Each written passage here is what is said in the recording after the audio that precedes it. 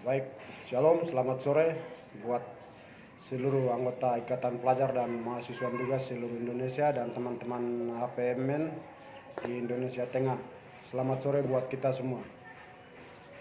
Pada saat sore hari ini, kami ada buat video sepanggal ini untuk sampaikan kepada teman-teman bahwa kami ada tahan data dan pendingkan bantuan studi yang mau diberikan pemerintah kepada kami. Itu yang kami mau penjelasan sedikit. Yang pertama, kenapa kami tolak apa? Jadi di sini teman-teman jangan salah paham antara tolak dengan pendingkan. Jadi maksud kami pendingkan bantuan studi sementara itu bukan kami tolak bantuan itu, tapi kami ada persoalan-persoalan yang harus diluruskan oleh pemerintah Kabupaten Duga. Yang mana selama 12 tahun semenjak kehadiran Kabupaten Duga ini kami terima di situ dalam penyelenggaraan pemerintahnya sampai dengan saat ini kami nilai bahwa sumber daya manusia Duga itu sangat gagal dicetak oleh pemerintah Kabupaten Duga. Itu yang pertama. Yang kedua, kami mahasiswa sendiri yang salah, artinya kami hanya kuliah asal-asal dan bantuan yang diberikan juga kami tidak gunakan dengan baik sesuai dengan tujuan daripada dana yang diberikan kepada kami untuk kami bayar sekolah dan lain-lain, tapi ada salah gunakan banyak sehingga kami banyak yang kuliah lama, kemudian banyak yang uangnya diberikan karena bulan September Oktober. Pada saat kami membutuhkan uang di Juni Juli tidak diberikan, tapi kami diberikan bantuan September Oktober. Akhirnya uang itu kami pakai kegiatan lain atau kepentingan pribadi lah, seperti begitu.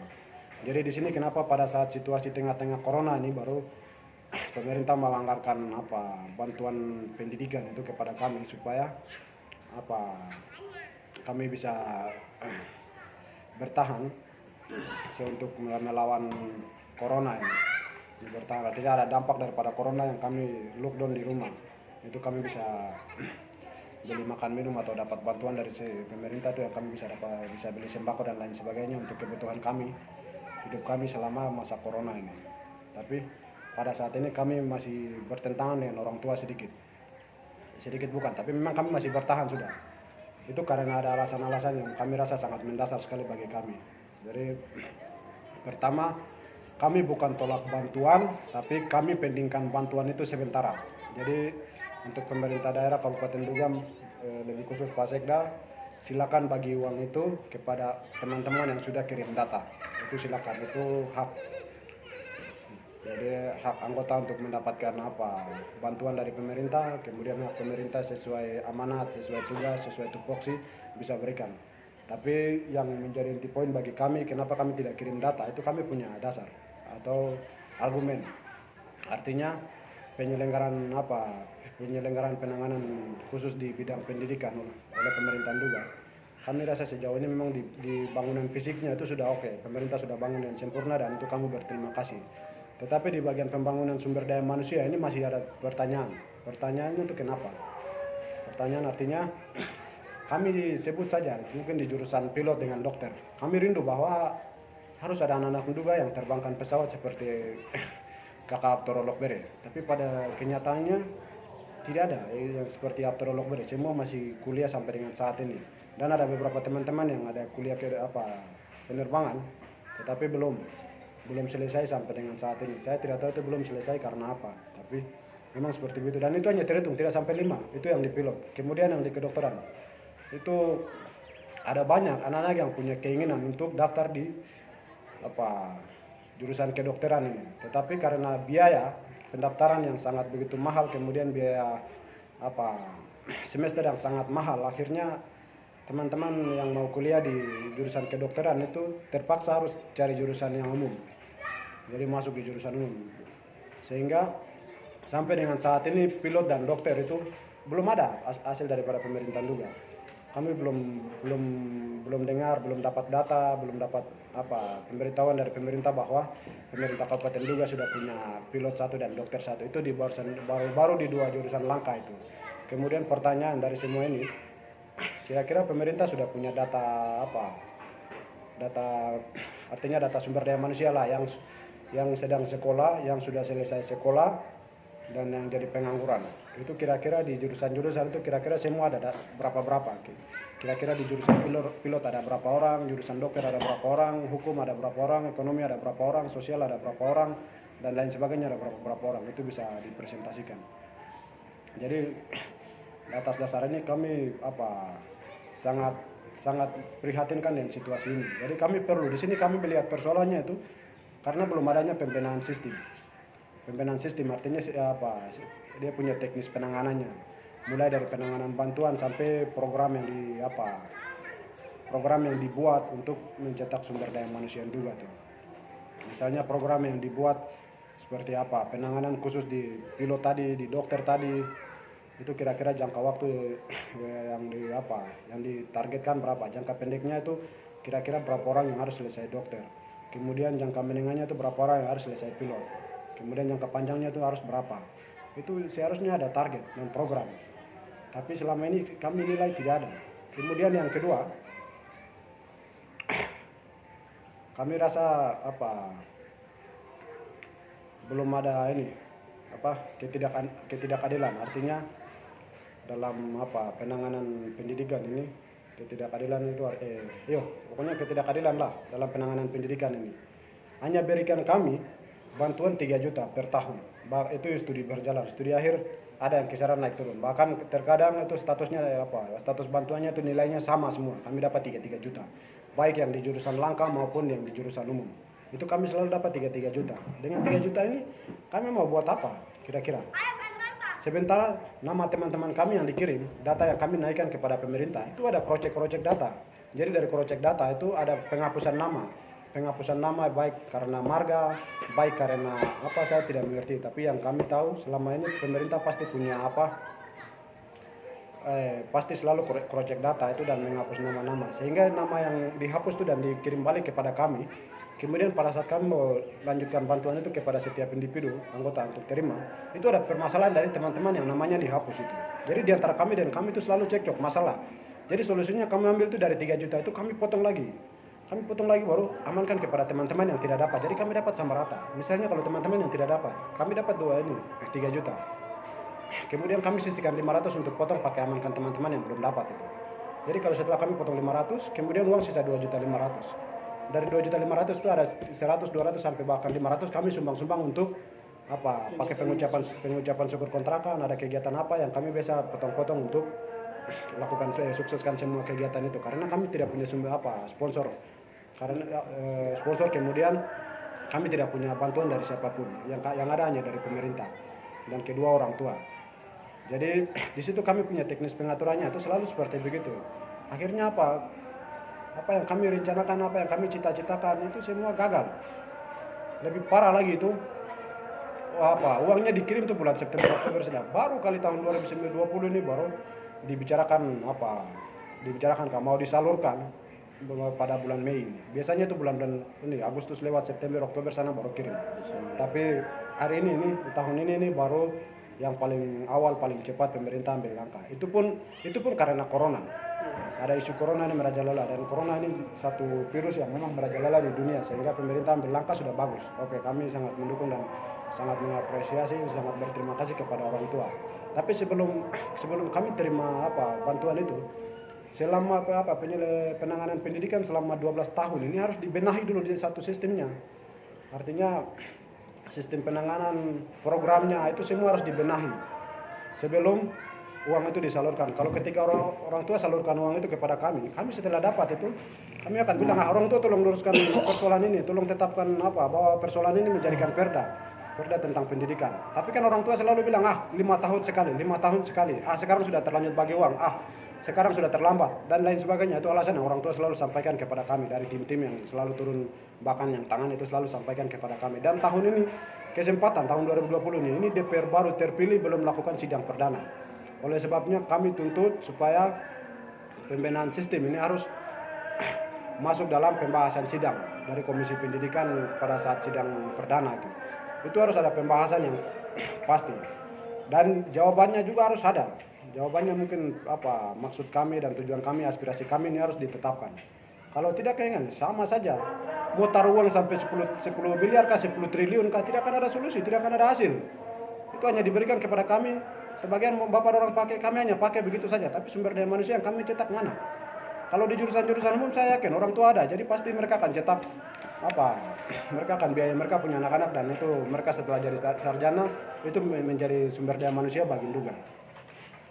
Jadi pada saat kesempatan ini kami tolak kami halangi bantuan itu.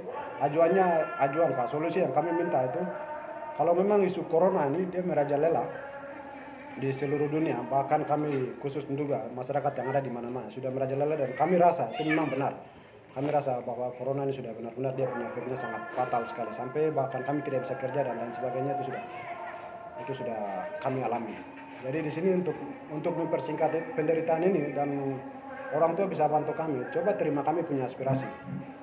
Aspirasi artinya apa, kemauan kami ini harus orang tua terima. Selama ini kan janji lisan, sampai dengan saat ini kan tidak ada realisasi.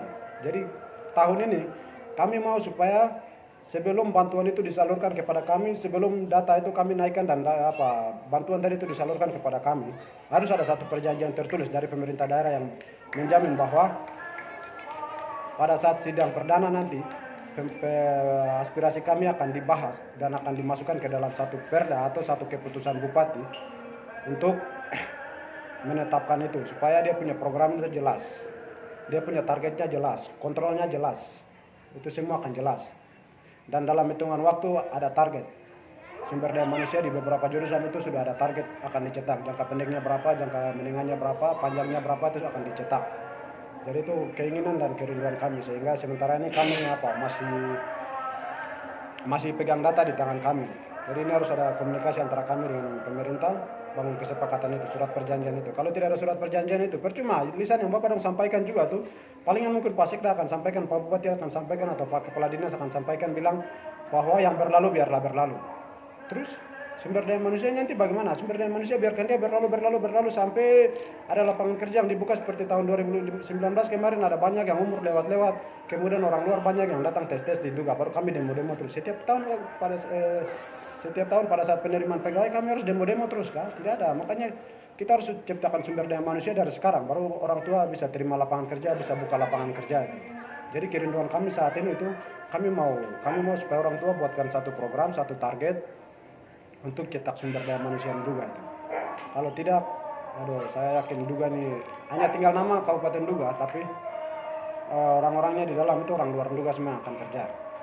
Mungkin seperti begitu, sehingga kami sementara masih pegang data. Kami berharap Bapak Sekda bisa berikan solusi buat kami, artinya maksudnya bisa menerima kami punya aspirasi dan bisa indahkan itu, supaya pada saat sidang nanti kami bisa hadir dan mendengar bahwa orang tua sedang membahas persoalan kami itu. Mungkin ini yang bisa menjadi permintaan kami. Kemudian lebih khusus buat teman-teman yang saat ini sudah kirim data maupun yang belum kirim data, yang ada di seluruh kota studi di seluruh Indonesia ini, teman-teman jangan berpikir bahwa bantuan pemerintah itu satu-satunya bantuan yang bisa menjamin kita punya hidup selama melawan corona ini. Tapi ada banyak cara. Tuhan itu dia tidak kasih makan dia kasih makan burung di udara, tumbuh-tumbuhan, binatang yang ada di atas muka bumi ini dia kasih makan. Apalagi kita manusia, ini Tuhan punya rumah. Jadi pasti dia akan kasih makan dengan berbagai cara, melalui orang tua, melalui sahabat, melalui teman yang ada di sekitar kita di satu kota studi, itu Tuhan akan kasih. Jadi jangan kita bersungut-sungut saat ini lalu seolah-olah bantuan pemerintah ini jadi dewa yang bisa selamatkan kita punya nyawa saat masa pandemi ini, corona ini. Jadi teman-teman harus berpikir bagian itu. Lalu teman-teman yang harus berpikir utama itu nasib adik-adik kita ini bagaimana? Adik-adik kita yang akan menyusul besok dan selanjutnya itu nanti akan seperti apa? Apakah akan korban sama dengan kami?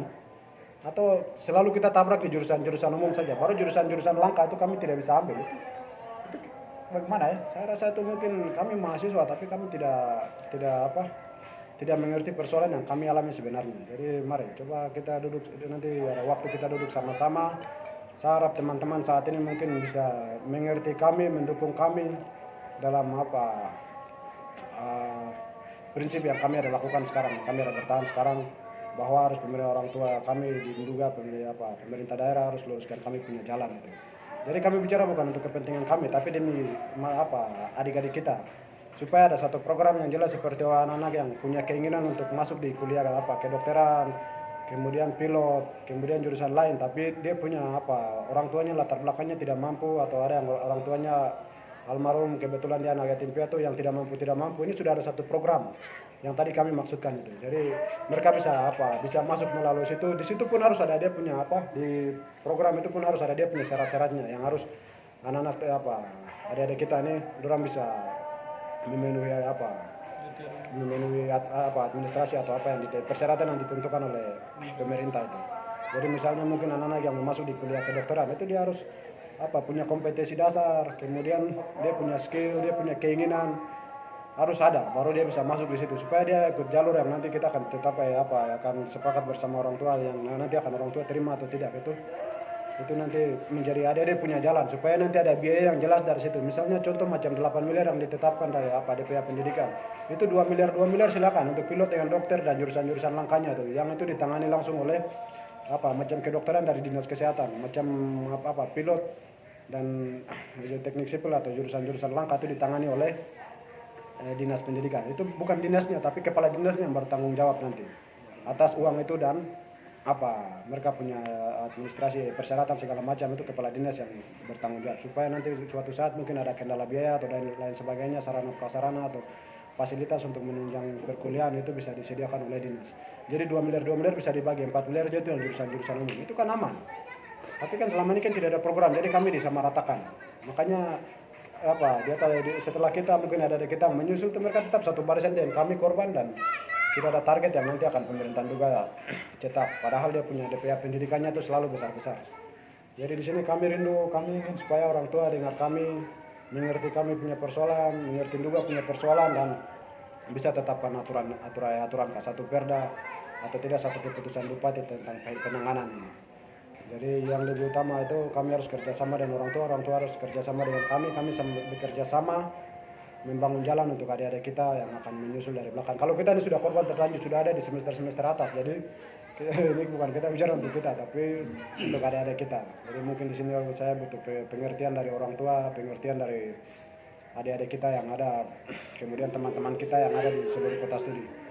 Jadi mohon maaf kalau teman-teman merasa tersiksa karena kami tahan data terlalu lama dan bantuan terlalu lambat. Itu kami mohon maaf.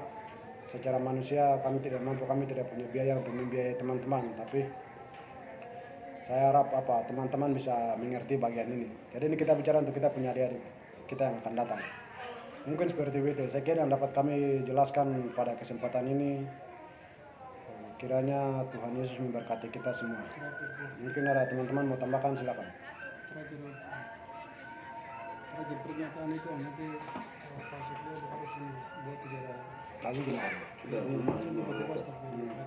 Jadi lebih pertegas untuk terakhir itu ada orang tua pemerintah daerah Kabupaten Duga, dalam hal ini Pak Bupati, Pak Wakil, Pak Sekda, dan Kepala Dinas PDANP bisa mengerti kami, dan kami harap mungkin dalam waktu dekat ini mungkin ada surat perjanjian yang bisa orang tua layangkan kepada kami, yang bisa diberikan kepada kami sebagai pegangan bahwa orang tua benar-benar berjanji kepada kami bahwa nanti pada saat sidang perdana DPR itu aspirasi kami akan dibahas. Itu yang mungkin kami minta kepada orang tua, dalam hal ini Pak Sekda yang tadi saya sebut itu, Pak Sekda, Pak Bupati, dan Wakil, kemudian Kepala Dinas itu yang mungkin kami minta pada kesempatan ini untuk orang tua.